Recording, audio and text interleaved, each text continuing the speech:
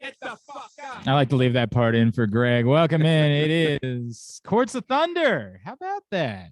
He's Greg Rose. We're back. I'm Glenn Clark. If you're asking us what the plans are for the next couple of weeks, the answer is we don't know. We have no idea. We're here right now and maybe again. I mean, I don't want to put us in the same category as Serena Williams here, but yeah, I don't know. It might be a swan song. It might be a first round and out swan song, but I'm here and I want to enjoy it. And I just needed someone to talk about this US Open basically, too, Glenn. And so I guess we just are egotistical enough, we might as well record it. That's not. We've got lots of people that always tell us they appreciate the fact that we put this effort in. Unfortunately, it's just not easy for us. We're very busy. This time of year is tough, but it's also a beautiful time of year. My excitement for football and then this all at once. Hell yes. All right, let's get into it.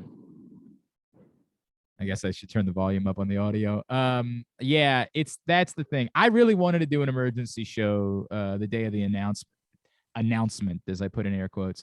I wanted an emergency show that day, but it just didn't work out. Obviously, the subplot to the US Open is, of course, that this is the swan song for Serena Williams. And, you know, I've got a lot of conflicting emotions here, Greg, because there's a small part of me as such a obsessed Serena fan that I'm like, you know what?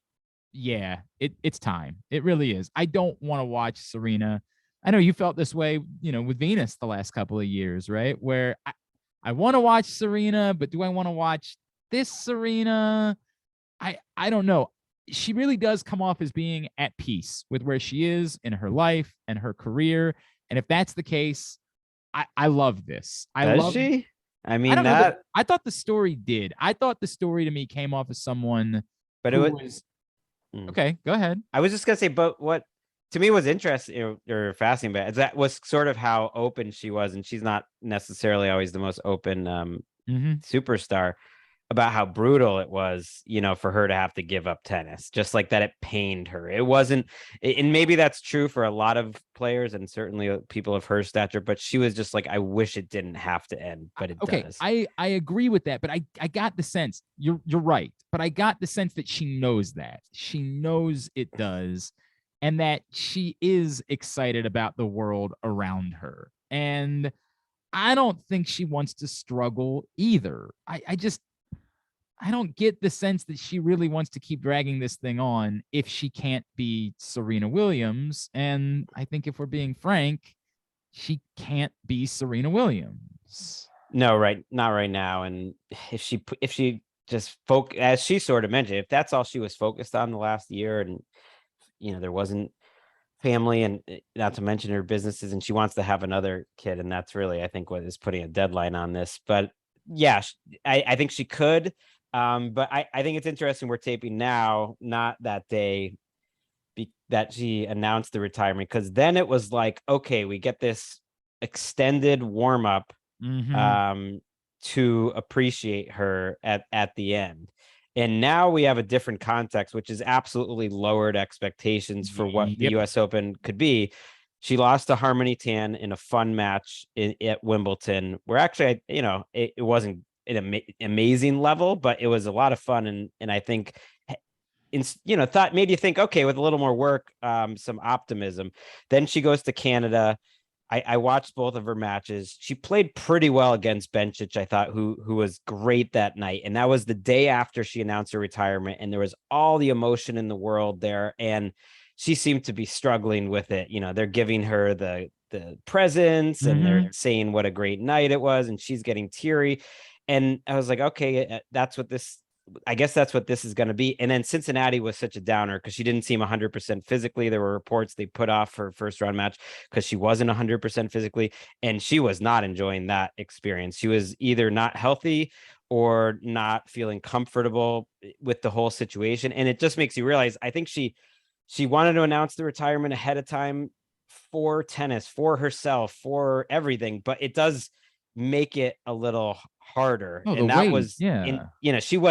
they wanted to do a post-game ceremony there. They had it set up, and she just put her head down and in that moment was not comfortable doing that, and then just left the stadium. And that was the last we heard from her before this week. Now, people watching practice this week saying she's moving much better. The practices have looked pretty good. So I think if you're a Serena optimist, I think because it's Serena, I still am an optimist that some good things could happen. Look, I love Serena, but I can't pretend like I can join you there. I can't. I know. Okay, well, let's just talk specifically like her first round matches against Danka Kovinic.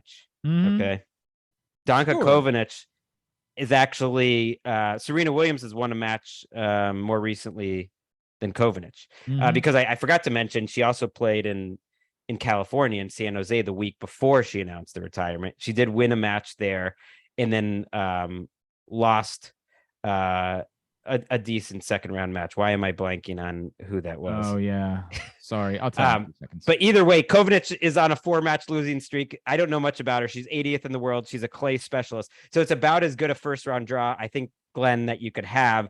And even one more win, I think, would be special. And then if she happens to get some confidence and is in good form here, Glenn, I gotta say, I went through it. Her 8th of the draw to make the quarterfinals has almost no one in good form. So I'm just saying, if she was ever going to do something miraculous and have a Jimmy Connors like run where she makes, like, let's say the quarters, the draw is there for it. You have that Kovinic first round, and then you have Kontaveit, who's the 2 seed. It's almost perfect because that would be amazing, Serena beating the 2 seed. But the reality is, Kontaveit, I went and looked at this, Glenn, has not beat a top 50 opponent since April. She's playing like a 40th player in the world. So if there's any form for Serena at all, I'm just saying she got a good draw. That's all. Okay. I would actually argue that the trickiest part of that quarter, or that quarter, but that little 8th, might be Tomljanovic. Like, that might be the player that, like, you would. Well, that's a good point. I sort of overlooked her. Was looking at the seeds because Krejcikova's there, not in form. Trevisan's a seed somehow. Layla Fernandez has been injured and up and down, so it was like no one in great form. But you're right, if she had to play Tomljanovic third round, I mean, by then, who knows? By then I would feel like I was so satisfied that she won 2 matches. I agree with that. If she beats Kontaveit, that's her moment. But even the first round, after the summer we've had, I'm into it. Yes, I would like to celebrate Serena a little bit, and I would like this thing to drag out a little bit more. I hope that when she gets tested, it doesn't become a I'm ready for it to be over type of feel where she just doesn't want to go for the fight. Like, she's just ready for it to all be over at that point. I hope that's the case. I can't imagine it. This is I can't imagine it. Like, it's this Serena Williams we're talking about. I know. That's not going to happen. I know that sort of happened in Cincinnati. And I totally, my brain is messy. She did not play in San Jose. She won a match in Canada the day before she announced it. That's where I was getting confused. She did win a match. Right. A pretty straightforward match. Against a similar level player as Kovinic. I mean, even if she just gives us a first round win, I think everyone who loves Serena maybe knows enough to celebrate that, like, like it's a big deal right now, to enjoy that moment. That's all. This is what we've got, and we accept that, and it's what it is. And the shame obviously is that she never got to 24, but as you and I have talked about over and over and over and over again, that's not a real record. That doesn't mean anything. We wanted her to get it because Margaret Court is despicable. Like, we wanted to get it because we just wanted to have another reason to never have to say Margaret Court's name again.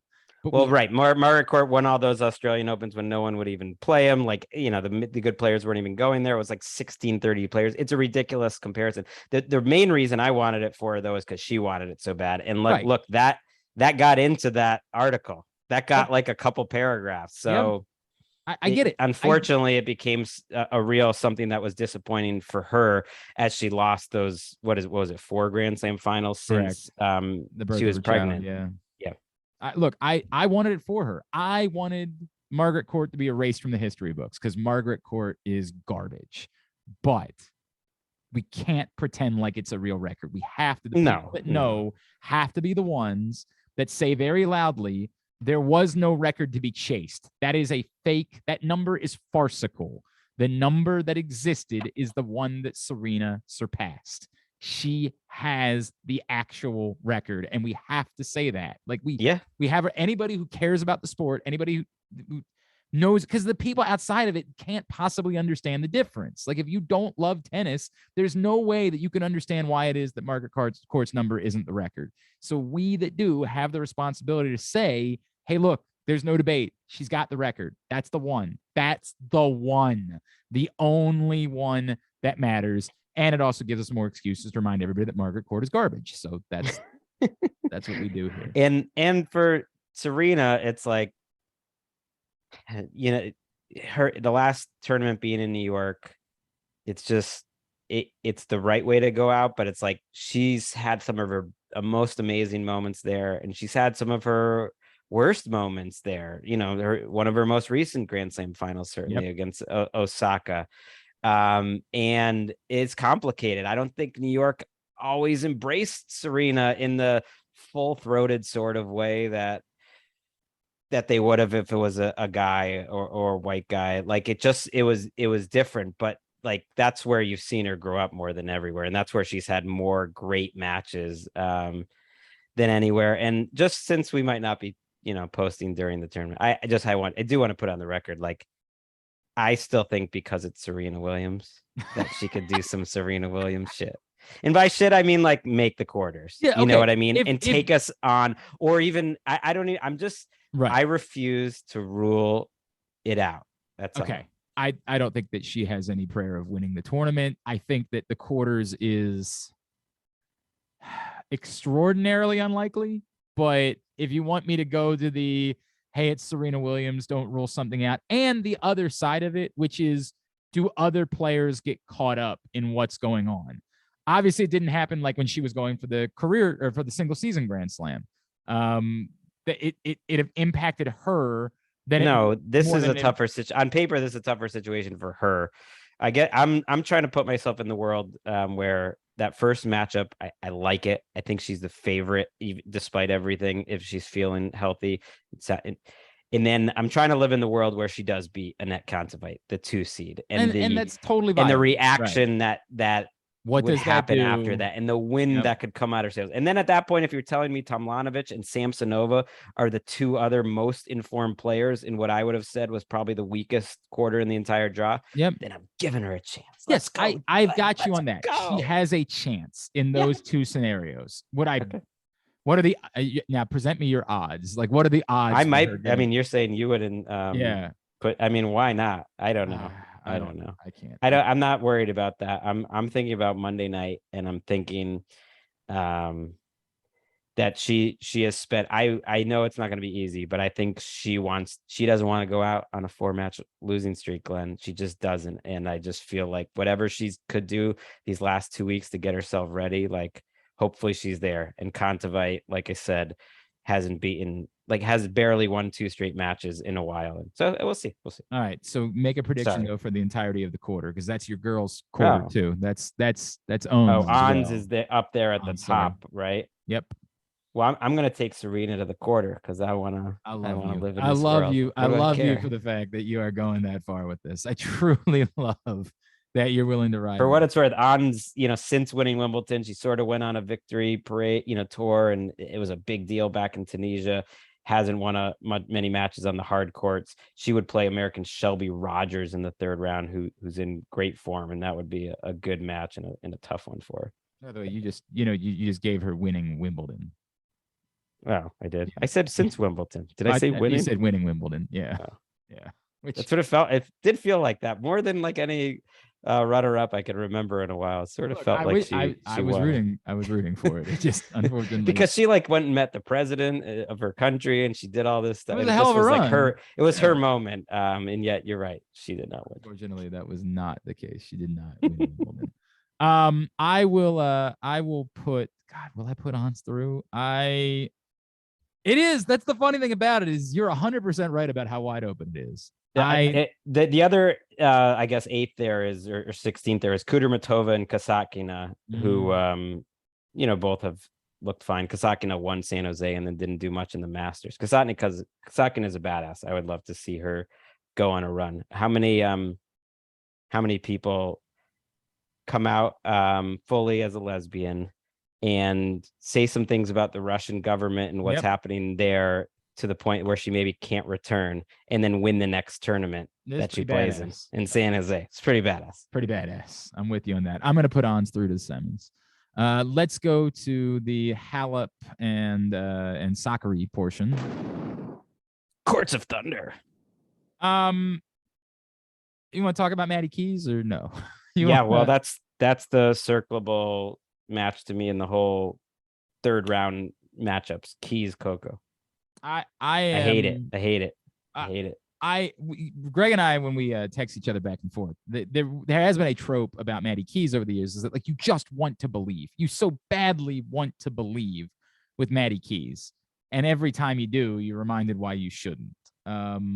Grand Slam finalist in this very tournament. Yep. Multiple two other semis, I believe, including one, I think, in this tournament, another one.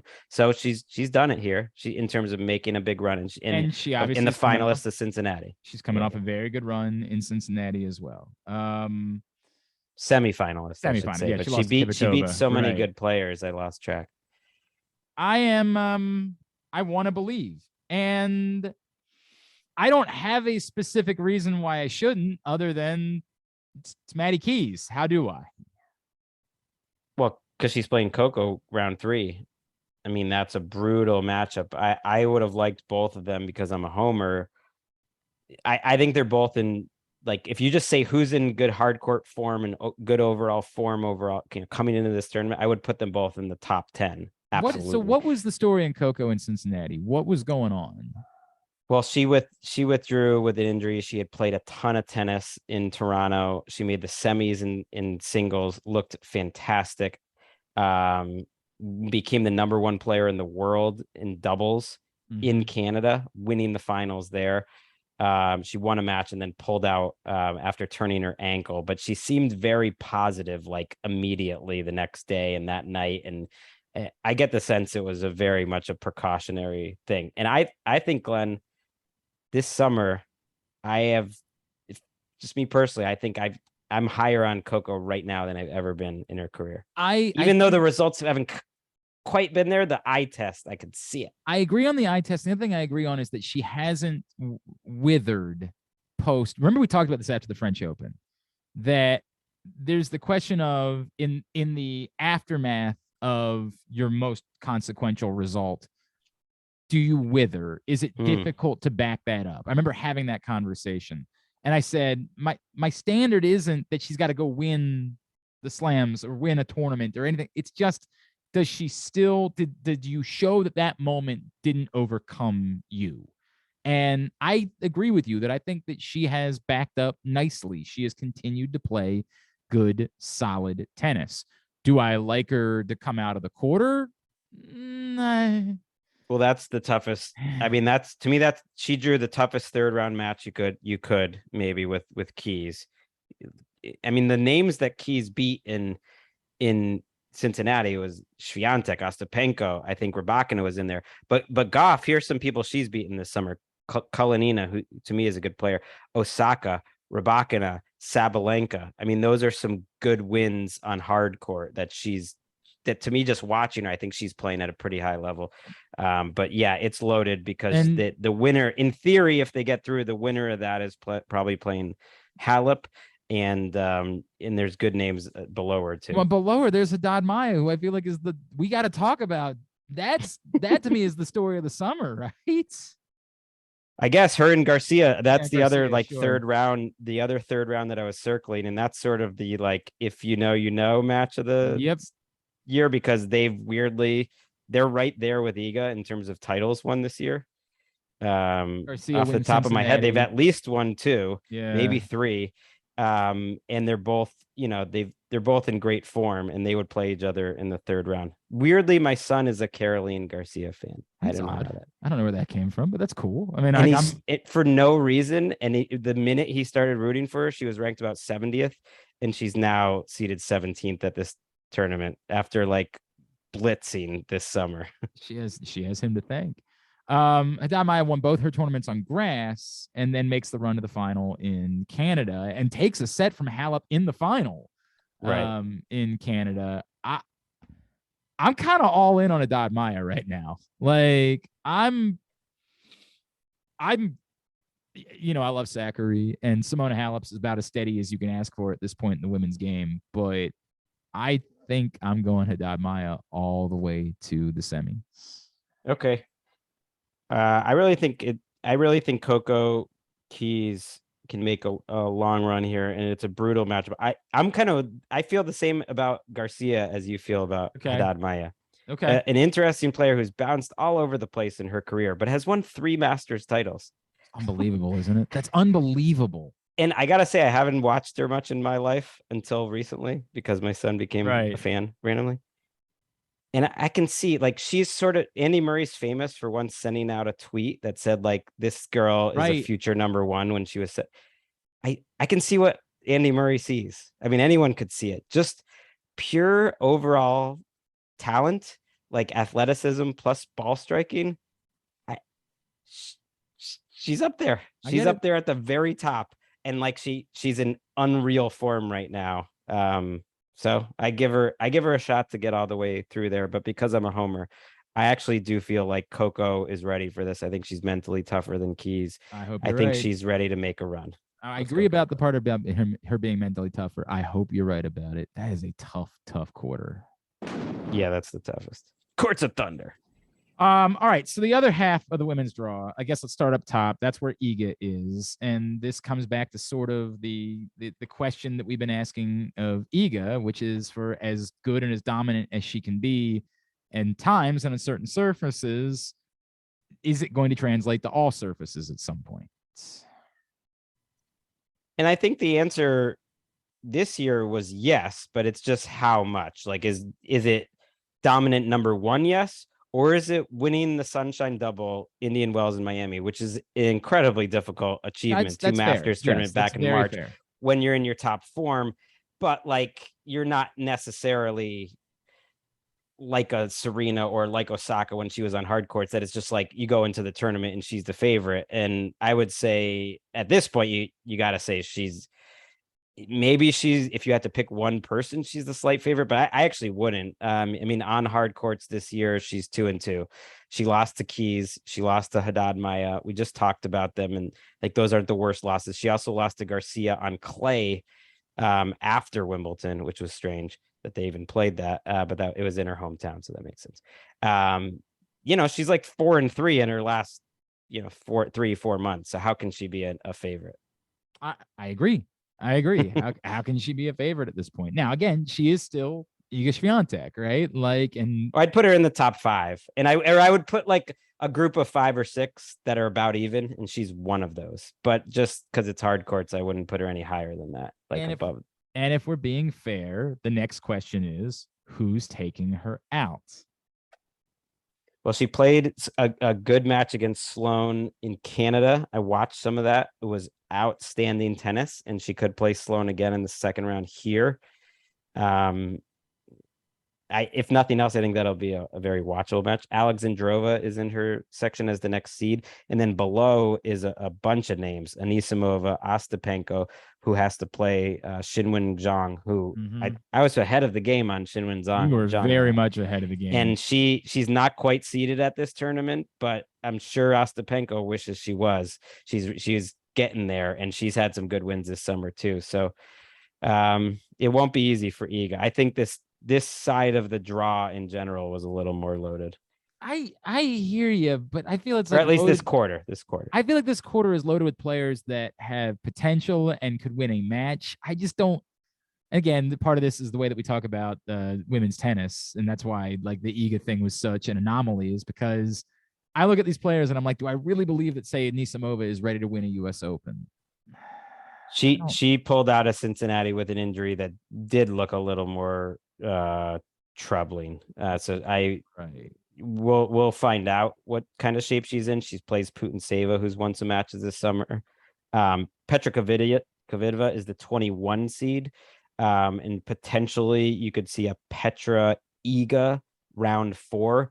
Petra, you just never know with her, but she did just make the finals with Cincinnati with a great run. That Keys Petra match was maybe the best match of the summer I can think of. Wow. In terms of women's tennis that I can just high level, that they both were awesome. I watched that match and it was great. Jessie Pegula, not, she had a nice run, right? At in Canada, correct? In Canada. I mean, look, she's the highest ranked American here. She's the 8th seed. She has not won a tournament since Washington 2 years ago. She just makes semis and quarters. And you wouldn't be surprised if all these other big names like knock each other out and maybe she can get through. But she's always in Iga's quarter, it seems like. I feel like, I could be wrong, but I feel like Iga's beaten Pegula like every other Grand Slam for the last 2 years. Jeez. Feels like it. I am willing to put Iga through to the semis here. I get it. There's a lot of players here, but I don't know. I don't know who I'm confident. And in fairness, did we think Alizé Cornet was beating her at Wimbledon? You know what I mean? Like I don't know who I'm saying right now definitively. I think this player is defeating Iga Swiatek. I'm going to overrate Cincinnati and just keep picking what my heart wants, and that's a long Petra run. Okay. All right. In New York. It would be satisfying. And she's always like, if she can, I mean, she hasn't been closing yet at tournaments, but I like her drawing the first 3 rounds a lot to get through. And then I think she's very dangerous if she gets to that point. All right. And then one more quarter. And that's where, of course, we find the most important player in all of tennis. That's where we find Paula, who has had such a strange, like, I don't know what to make of what's going on with Paula. I'm nervous. I'm concerned. I'm worried. I didn't make like grand statements about Paula the way that I did about, like, say, Alcaraz, right? But like, that's my girl. I'm that's your favorite player right now, right, on the women's side, yes, and she has been, but I'm nervous. I don't know what's going on. Well, I think it's a very easy narrative for me, and maybe I shouldn't just put them together, but I really group her, Kontaveit, and Sakkari together as these 3 mid-career players who suddenly vaulted up last year in a very open women's tour to their best results ever. And they all got into the top 5, partly based on last year and then partly based on the beginning of this year. And essentially all 3 of them have really struggled with that sort of pressure. And Sakkari talked about it openly, that she said she absolutely, when she got to 3 in the world, it has gotten in her head, and that you're going to see a new Sakkari. That's what she was saying going into the 2 Masters, but it wasn't. She was still slumping. And all 3 of them aren't playing like top 20 players right now. They're kind of playing like where they've been in a lot of the rest of their career, unfortunately, which is like a seeded player, but not a top 10 player, not a top 5 player. That's exactly what Paula has looked like. And I believe she's lost 3 straight matches. Glenn, she pulled out of one of them, correct? She pulled out, yeah. Kasatkina, she retired against Putintseva, and then she lost against Tomljanovic. All people who are like in pretty good form. But here's why it's weird. She's had some ugly score lines. A lot of 6-2s in there. 6-1s. There's a 6-0.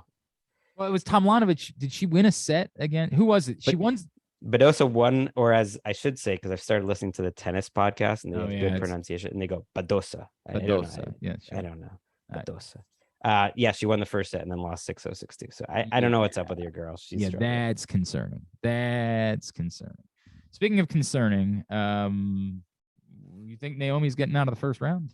Well, I'm wearing the merch. I would say Naomi, her loss in Cincinnati was to me. I know she's had a lot of tough moments in her career, like emotionally and different things that have gone on, but just pure tennis wise, I feel like this summer is actually the lowest moment of her career, of just like not feeling the ball and not playing bad tennis, because there's no drama going on. I've just watched these matches and and she's just not playing well. She's just like really struggling to keep the ball in the court. That said, kind of like Serena, I do think there's greatness inside of her. She's won 4 hard court slams in the last 5 years, and she's got a good looking draw. Danielle Collins in the first round. Collins hasn't won a match in 4 or 5 months. I'm not even sure if Collins is going to play that match. She's like 0-3, and she's had a lot of injury issues.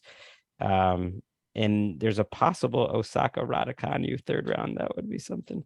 I'm not. Are you sure? So sure that Raducanu was getting past Elise Cornet in the first round? No, that was a brutal draw for both of them. I do think Raducanu. I don't know if it was just the moment, but her 2 matches against Serena and Vika, and even her loss after that, which was a good match. It was the best she's looked since she won the U.S. Open. So I think if you're a Raducanu fan, you come in with a little bit of optimism here. She could defend, her title with some verve. Make a second week. I think the way she looked in Cincinnati, she's got a chance. Sabalenka, Rybakina also in this quarter. And Venus also down there. Who does Venus play? Van Oitwink? Yep. Okay. Maybe. I mean, maybe. That's all I can say. Maybe. She looked good, Venus, for like a set against Pliskova, but for the most part, and she played in all the tournaments, and she went 0-3. Only played well for stretches, like for one set where she lost like a tight set to a good player, and then she would the second set not as close. So yeah. All right, who you taking? Well, I'm a Venus fan. No, I'm just kidding. This could be Venus's last one. I assume I kind of doubt it, actually. Really? I think she wants to keep playing, and maybe she'll do one more. I don't know. Who are you going with? We didn't mention Pliskova as a 22 seed here, not as high a seed, but she did have a good run in Cincinnati. Bencic is there. He's had a decent summer. I have no idea why. Again, this is what I'm used to in the women's game, is this wide open, literally anybody could win type of thing. And so Belinda Bencic also is in this quarter. And God, she's played well. Sabalenka, I think, kind of righted the ship. She's the 6th seed. It has not been a disastrous year. Rybakina, I've watched how she's handled post Wimbledon. Yep. And I don't think she's handling it poorly. I know she didn't have like great results, but she kind of just looks like she was before. I think she has a chance here. I'm going Sabalenka here. I'm going Sabalenka.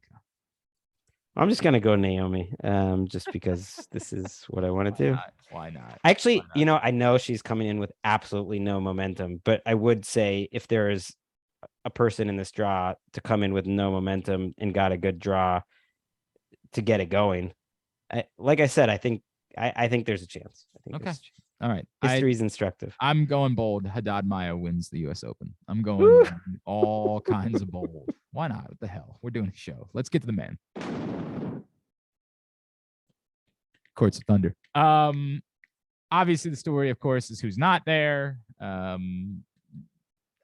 Look, I don't even know what there is to say about it anymore, Greg. I really don't, because I'm going, by the way, Coco Petra final. Ooh, are you going to go as far as bold to say that? Let's have Coco win this. Yeah, why not have Coco win the U.S.? I actually love that. Oh God, I might want to go back and rewrite mine and pick Coco. I love Serena's last Grand Slam. Right? Coco takes that. I love it. I'm tapped out. I'm tapped out on the Djokovic thing. I really am. He knew what was going to happen. He's decided he's not going to play in the U.S. Open. You can have whatever opinions you want to have about it. He decided he didn't. There's nothing left to say. Yeah, it's bizarre that he's,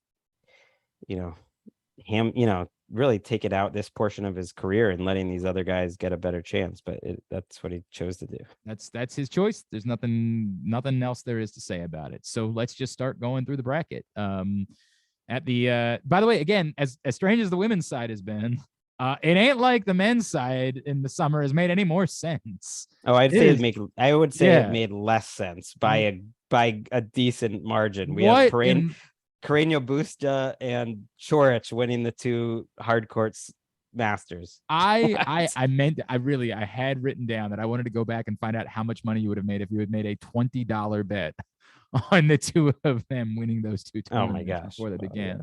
I can't even fathom. So I have no idea what to make of this going into the tournament. And in that first quarter, you find, by the way, for the record, the odds on the women's side, Greg, you were right. I'm pulling these from FanDuel. Iga is the favorite, plus 390. Then Simona at 8-1, Coco 15-1, Sabalenka 18-1, Garcia 18-1, and Rybakina 21-1.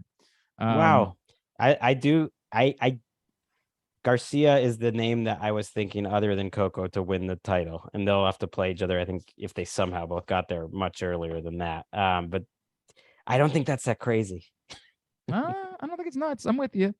So Daniil is the favorite on the men's side, which makes sense to me. It does. I get it. Nadal won. What's his number and what's Nadal's number? They're close, far closer. Daniil's plus 230, Nadal's plus 380. Okay. But I think that's right. I think Daniil is the favorite to win the tournament. He just won it a year ago. Part of it is if we had seen an informed Nadal, right, like really tear up the summer, I would go into this tournament and say 1,000%.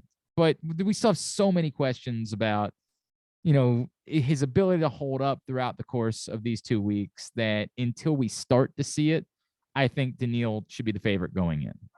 Okay, so that last 30 seconds, just for our listeners, was actually a taped recording of what Glenn had said about 100%, Nadal for like the last 5 Grand Slams. Now wait a second. Like no one's beaten them. Wait a second. Yeah, it's not. It's true. I'm exaggerating. But I reserve the right. Give me a week in, and I'll change my mind, and I'll say. Well, spoiler alert. I think Nadal is the favorite. I think if I have to choose someone to win this tournament, I'm taking him. Just lost to Borna Koric. Okay, how does that loss look a little bit later with George holding up the trophy after beating Tsitsipas and having a great run there? Not as bad. George was like on another planet for that week, and that was Nadal's first match back. It was a weird moment. Okay, let's stick to the quarters. Stick to the quarter. Well, here's what I was going to get to though. I would have a pretty solid top 5 of like who I think can win this tournament, and Kyrgios would be in it. I would have Medvedev. Okay, I agree. I would have him and Nadal slightly above, like Tsitsipas, Kyrgios, and who else do we even want to throw in there? Like that might be the tier 2 for me. Is just those 2 other guys. But they got to play each other in the round of 16. Medvedev, Kyrgios. Yes, that's the thing. And I don't know that I believe that Kyrgios is ready to beat Medvedev on a hard court right now. He just did. Right. No, that was in a 5-setter. In a 5-setter. I think that's fair. I think Medvedev doesn't totally pass the eye test right now, but he is so good that even his B- game is great. But he did lose to Kyrgios in Toronto. Right. He won Los Cabos. He makes a long run in Cincinnati, but then loses to Tsitsipas the first time he's ever lost to him on a hard court. It just I agree with you. He should be one of the 2 favorites. But I don't think Kyrgios is a big underdog in that match. He just hasn't shown that he can do it like that at like a hard court 5-set major, but he did just show it at Wimbledon, and then he backed it up with a great Washington title. And then he goes to Canada and beats Medvedev there. Has a weird match in Cincinnati in the quarters, but he gets to the quarters from the first round. He's not getting any of these buys. So he has won a lot of matches here and really backed up that Wimbledon. You talked about Coco. Kyrgios seems more fired up than ever. But pick him to reach the semis. Do it. I will. I will. I'm picking Pablo Carreño Busta.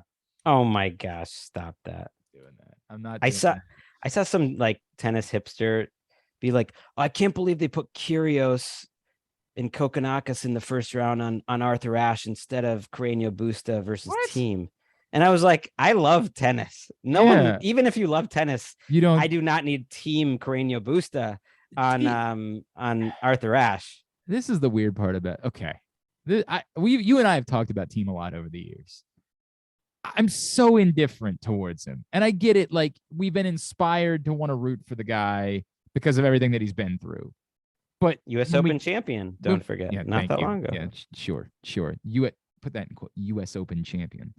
the champion of that. Anyway, sorry. I'm so uninspired by Dominic Thiem, the tennis player. Like, he's just never done it for me. And I'm glad that he's back. I hope that he can get his career back on track for him. He started winning a few matches. Nothing like that made you think that he was back to being a top 30 player, but at least back to that he's like a touring pro that has a chance to win that match against Carreño Busta. You wouldn't expect him to, but that he has a chance. One other match just in this quarter to circle, Jack Draper from so glad the UK versus Felix Oji Aliassime. Second round. That's a tough one. Yeah. Felix has been in pretty good form, but kind of like Badosa, when he loses so badly that you're like, what is happening? But he's also, like, when you say he's in pretty good form, I feel like he's in really good form until he plays somebody. You know what I mean? Like, right, but even for him, that's better. He's the 6th seed at this tournament. Glenn. He beat Cam Norrie somewhere this summer, right?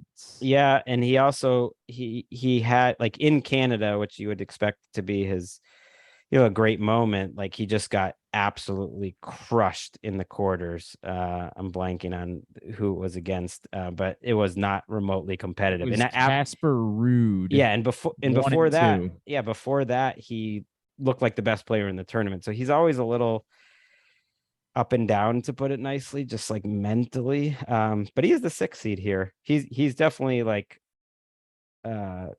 more consistent than he's ever been in his career. Put it that way. Jack Draper is a thing. We have to acknowledge that Jack Draper is a thing, and it's happening. Not like Carlos Alcaraz is a thing. Like, Jack Draper is a thing that's going to be relevant in the next. Am I reading the draw right? Yes, that's a 2nd round match, and that is a dangerous match for Felix. Very much so.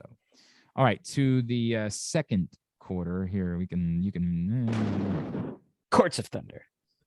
That's where we find Tsitsipas coming off the run to the final, and I guess we say that makes him in form coming into the U.S. Open, that he looks like he's good. Yeah, I would say so. I think he passed. We were talking about eye test. He looks a little more consistent. His serve was good. I was impressed with that match. I haven't seen a ton of him. But look, that was a big deal for him. Now, he's terrible in these finals. Like, I would never pick him to win this tournament, right? Because, like, in the Coric match was a good example. He's had some really weird finals, and not that you lose the match, but just sort of how he just acted weird. In the match. Like, I didn't know what was happening. He was either tired he's or a weirdo. Tanking. Like, let's be honest. He's a strange dude. He's strange, dude. But I would say he probably should feel really good, and his draw is pretty open. He's got to have Cressy as the first seed he plays. Nishioka's in there, who had a nice run in Washington. But there's, until maybe Berrettini in the round of 16, that would be a really fun. There's a lot of good men's round of 16 matchups on paper. Well, I don't know how I feel about Berrettini right now either. Yeah, but he kind of like Naomi, and to a lesser degree Serena. Don't you think, if you get handsome Matt here a couple matches in New York where he's had so much success? I know he's the 13 seed, but if he actually got to that Tsitsipas match, it's like, okay, now it's okay, time. All right. I'll buy that. If you get it, once he's into the tournament, yes, he can beat a lot of guys. Okay, Well, he has had a weird year. He looks so good on grass, and then COVID knocked him out of Wimbledon, right? And then he didn't do much on the hard courts, unfortunately, in the lead up at all. And he's the 13 seed. He's a little lower than he's been in a while. We find Taylor Fritz in this quarter as well, and it feels like this is an opportunity for Taylor Fritz to have a moment, if he's ever going to have a moment. Yeah, well, I think this is certainly. I think he'll have multiple chances for moments. I'm definitely higher on Taylor Fritz by a lot than I was a year ago at this time. I agree with that, but it's not like he had a particularly spectacular summer. No, he was coming off of an injury, and that's his deal. He cramped up in the first tournament back. He seemed to run out of gas. Like, he hasn't seemed to be in total playing shape, which is an absolute concern. Who did he beat after Kyrgios in Cincinnati? So he beat Kyrgios, and then he beat, was it Rublev? He beat Rublev, right? Yep. Yep. He beat Rublev. When he's looked good over the last year, and I would include Wimbledon, certainly, and obviously Indian Wells, and even those matches there, when he's looked good, he's looked quite good, Glenn. He's looked like a guy who kind of looks like a 10 seed, and that's what he is. Like, yeah, you don't really think he's gonna make the semis, most likely, but like he's a 10 seed, like, and that it wouldn't shock me if he did. And then it's also where we find our other like great American. This is our real, the one that Greg and I struggle with so much as far as American men's players, which is Tommy Paul. Like we regularly end up in debates about whether or not Tommy Paul is actually a thing. Well, he's a seed. Once you become a seeded player at a Grand Slam, to me, that's like a box checked. It's like, I mean, I did not think Tommy Paul would ever get to that level. He plays a very interesting style, and I do find the contrast that him, Fritz, and Korda are all in this section, and that Paul and Korda could play each other. And of all the young Americans, I think, Korda's probably had the most disappointing year. By far. Fritz has had the best year, and Paul's probably had the most surprisingly good year. So you would say, based on form, Paul would have a real chance to beat Korda, beat Casper Ruud, who's the 5 seed, and we get like a Fritz Paul little American matchup. I think Fritz has a real chance here to make the quarters or semis. Dude, you don't know. I was about to write it down. Yeah. Semifinal. Taylor Fritz. You put in Fritz? Taylor Fritz. Well, I was going to go there. I actually think Tsitsipas is in better form, but Fritz is more fun. But also, imagine if it was Fritz and Tsitsipas. The crowd now hates Tsitsipas, because this crowd wants to hate Tsitsipas. Like, we've been there before. This was the Alcaraz conversation that we had a year ago. All it takes is give me an excuse.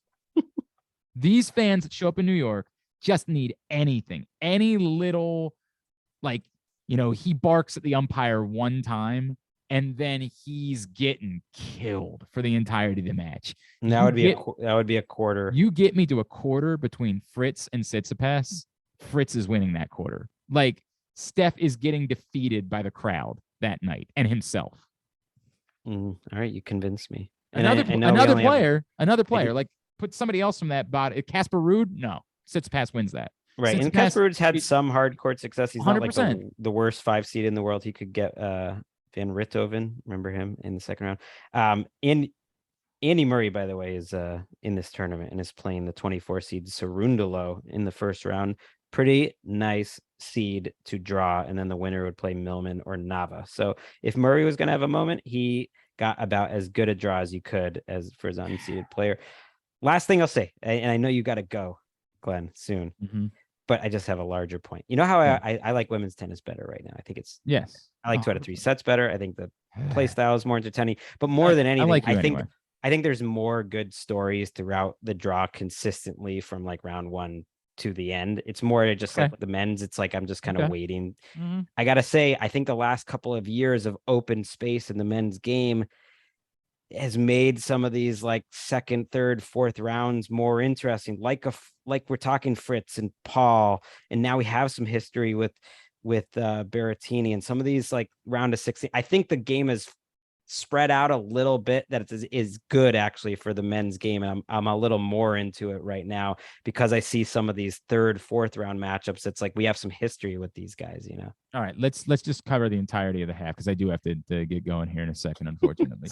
The other half, by the way, a big bummer. I won't. Greg, shut up. You know what the bummer is about this tournament is no Ben Shelton, because he lost in qualifying. That's the big bummer about the entire. I didn't even realize that they didn't give him a wild card. No, he lost to Van de Sandschulp, right, in qualifying. I'd like to see who they gave the wild cards to over NCAA champion and very impressive young man in a few hardcore tournaments this summer. Who Ben Shelton. He's going pro, by the way. So I don't know if you saw that. That makes sense. I mean, why after this summer, why wouldn't he go pro? He just won the NCAA tournament. It's very rare for a guy to go right off of that into the pros and winning matches. Beat Casper Ruud, beat Sonego. Like, it's been a lovely little summer for Ben Shelton, but not in this tournament. All right, quickly. Dominic Thiem was one of the wild cards, right? So apparently Dominic Thiem. I can't find the rest. Sam Query, like Okay. Really? Query got a wild card over Ben Shelton. Wait a second. Anyways, we don't need to get this. Wait, maybe did Ben Shelton get a wild card? This is very weird. I'm now reading somewhere else, but I don't see him in the field anywhere. And I know he lost in qualifying. He definitely lost in qualifying. He's in. I don't know. I don't know. We won't edit all this out. But no, if correct. This we is were making money off of this, we would. Correct. We would have been more professional about this. I know he lost in qualifying. Okay. Oh no, he's in. Let's move on. He got a wild card. I'm sorry, Greg. He got a wild card. Where is he? I lied. He was in the Medvedev section. There he was. We just blew right past it. In fact, he's playing a qualifier. Nice. So there you go. He would play Basilashvili, likely as a second round match if he beat. By the way, ooh, that's right. All of a sudden, I'm all in on Ben Shelton in the third round of the U.S. All of a sudden, yeah. I just went from not thinking he was in the tournament to be having the third round. I'm already like making plans that Friday night to watch him and Medvedev on Ash. Oh my God, I'm all in. All right, I'm glad you corrected that. Thank you. I screwed it up. It was my. All right, we'll speed through the second half. My overall thing to look for is, look, I like Nadal to win this tournament. If I have to take one guy, he's who I'm taking. I think it's just been a really special year in the history of Rafael Nadal, and I'm willing to believe in something special. I would love to see Nadal versus Francis in the fourth round. Tiafoe is in about as good, as good form as I think as he's been in his whole career. He's a 22 seed. He's lost some tight matches to really good players, and he'd have to win a bunch of matches even to get there. He'd have to beat Schwartzman, but that is the match on the men's side, like as a fourth round match. I just would love to see it.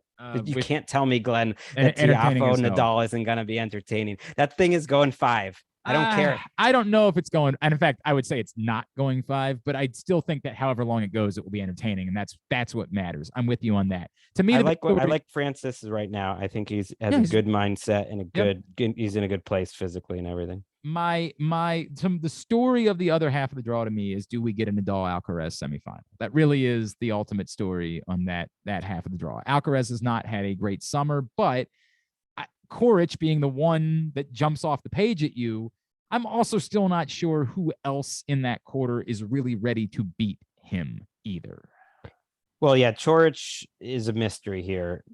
He played so well and served so well in Cincinnati. It was one of the most, it reminded me of Marin Cilic in the US Open, winning the US Open in that. Okay. Yeah, that was random. But you can't say that he wasn't the best player in the tournament by far. He destroyed amazing opponents over and over and over. And so I was just like, at a certain point, you have to say like, wow, this isn't the other players blowing it. This dude is just on fire. He was ranked 154 going into the tournament, coming off of a bunch of injuries, his shoulder injury. And so that's an interesting third round. If he got there, I mean, Alcaraz is not a heavy favorite. We could have a Coric Brooksby second round. So that little section is a lot of fun. I'm rooting for there to be an Alcaraz Nadal semifinal. So I'm trying to will it into occurring. And so I'm just going to roll with it. Alcaraz and Nadal in the semifinals. But I do think this is a Nadal Medvedev final. And I'll look. There is also a part of me that kind of. I'm not feeling Carlos right now. I would like to see it. But don't you also think he's a bit of a gamer too? Don't you? Oh, absolutely. And that's why, like, when it comes down to it, I still think he would beat Coric. But that would be a fascinating, extremely long match. If he beats Coric, both of those guys. Who else is beating him en route to the semis? Okay, clearly. So here's how I would. Here's what happens. He plays Baez. That'll take way too long. This is Alvarez. Then let's say he gets Coric or Brooksby. Either one of those guys, I'm putting a minimum 5 hours on that match. Okay. I mean, I wouldn't do that. I wouldn't say that for Brooksby. I don't believe that for Brooksby. I'm just like, it's gotta be a slug, and I just think he might run out of gas at some point. And then one of the people, big serving guys up top, all in okay form. Cilic has played well this summer. Yeah. Hurkacz has had a nice year, the 8 seed. Sinner is there as the 11 seed. I think one of those guys maybe ends up. I would take those 3 over Alcaraz, like one of those 3 getting through. I kind of like Hurkacz again, but I did that at Wimbledon and I was dead wrong. All right, I've got Medvedev. I almost don't want Nadal to win because I don't want to have to deal with the what if of the year. Like, what if He just would have been able to play in the semis. No, man, don't be silly, man. At Because Wimbledon. if he wins 3 out of 4, I know it's amazing. and he'll be number 1 at the end of the year. He's number 1 in the race right now. So Right. like a big US It's Open. incredible. Nobody's debating that. It's just Right. I almost don't want to have to think about No, but that what would could be, have been. I've been won over. I think he wins this tournament. I think he beats Cam Norrie in the quarters, and then I'll take him over Hurkacz in the semis. All right. We will attempt to do something. I don't know, man. This might be my Serena. I'm in Cincinnati. You're giving me the flowers. I'm saying that at some point next week, Greg and I are going to be tweeting each other or texting each other. And I'm just going to say, dude, let's just hop on here for 30 minutes this afternoon and knock one out. That's what I'm saying is going to happen. Next week is much more promising than the following week once the NFL is really here. So yeah, I'm with you. At Greg Rosenthal on Twitter, at Glenn Clark Radio. Thank you for putting up with our attempts to make this a thing. It's not. And again, if somebody wants to run the business of Courts of Thunder, message me at Glenn Clark Radio on Twitter. I am inclined to allow you to run the business because it is just too much for me, and I apologize for that. For Greg, I'm Glenn. This has been Courts of Thunder.